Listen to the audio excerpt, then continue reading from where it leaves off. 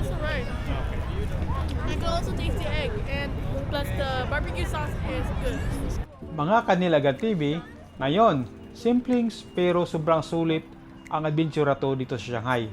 Kasama ko mga kids. Alam nyo ba na may isa sa pinakamurang tourist experience dito? Hindi ito theme park, hindi rin ito museum, kundi ferry ride lang na 2U1. Yes, tama ang narinig nyo. Around 16 pesos lang.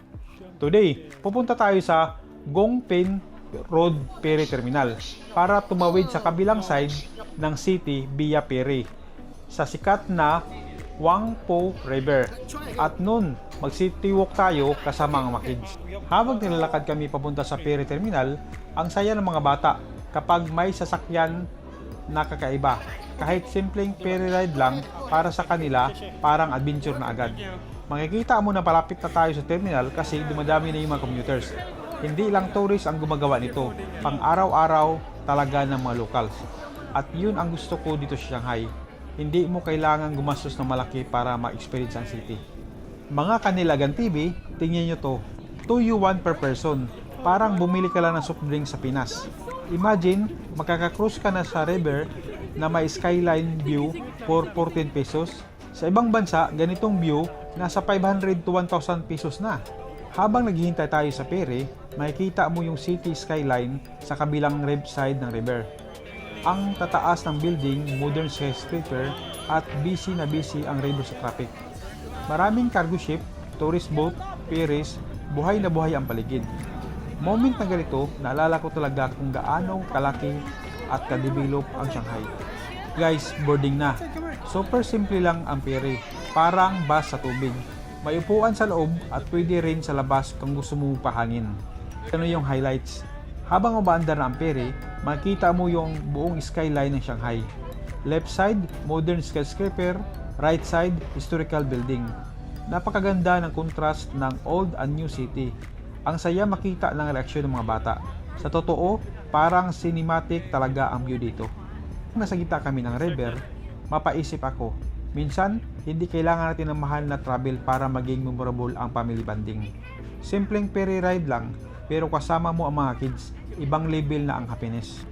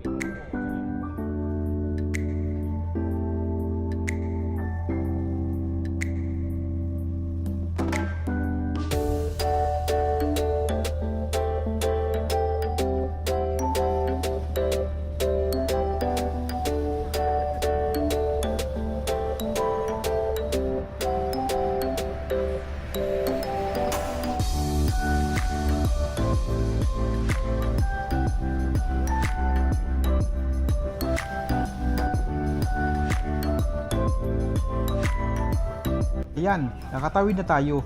Ganun lang kabilis. From one side to Shanghai to another in just a few minutes. Sulit na sulit ang 2U1 or 16 pesos.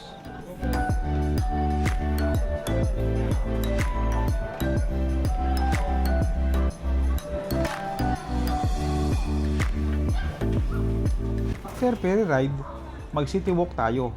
Ito yung favorite ko part sa Shanghai. Napaka-walkable ang city. Malawak ang sidewalk, maraming trees, maraming open space. Naglalakad kami, mapapansin mo ang every life dito. May nagja-jogging, may nagbabike, may nagpipiknik, may naglalakad ng pets. Ang peaceful ng vibes kahit mega city to.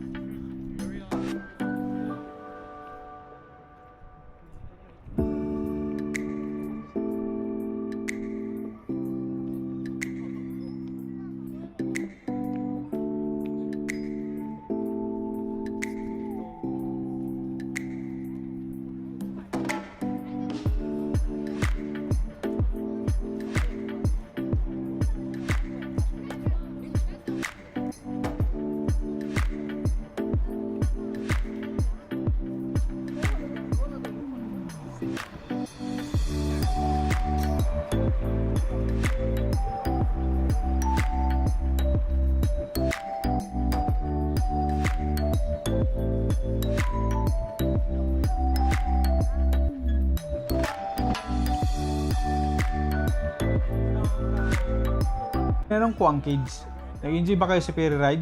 Yes, simple lang pero super saya na nila. Proof na hindi kailangan ng theme park para maging happy ang mga kids. Maya-maya pa ay nakaramdam na ng gutom ang mga kids. Kaya huminto kami para bumili ng Chinese chicken shawarma.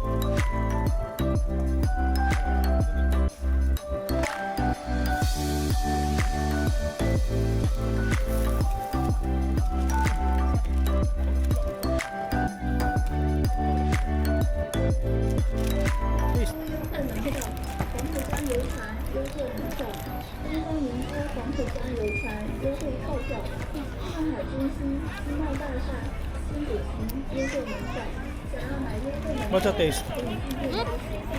Good? A bit spicy, but that's alright. Okay. I could also taste the egg, and plus the barbecue sauce is good. Recommend to try it. Yeah, okay. Thank you.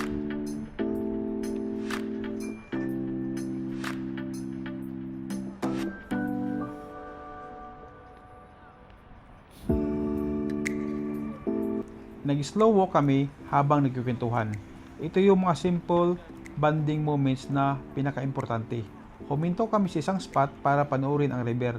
Tahimik, malamig ang hangin, kumikislap ang ilaw, perfect ending. Ito yung moments na gusto mong Bilang parents, sobrang fulfilling ang ganitong araw. Hindi stressful, hindi magastos, pero puno ng memories. Dito nagtatapos ang ating simple pero memorable na family adventure. From 2U1 ferry ride, river cruise vibes, city walk with kids, family bonding, minsan ang pinakamasayang travel memories ay yung pinakasimple. Salamat sa pagsama sa amin today. Nila Agan TV, kung nagustuhan niyo ang vlog na to, please like at subscribe. At magkita tayo sa next Shanghai Adventure. Bye!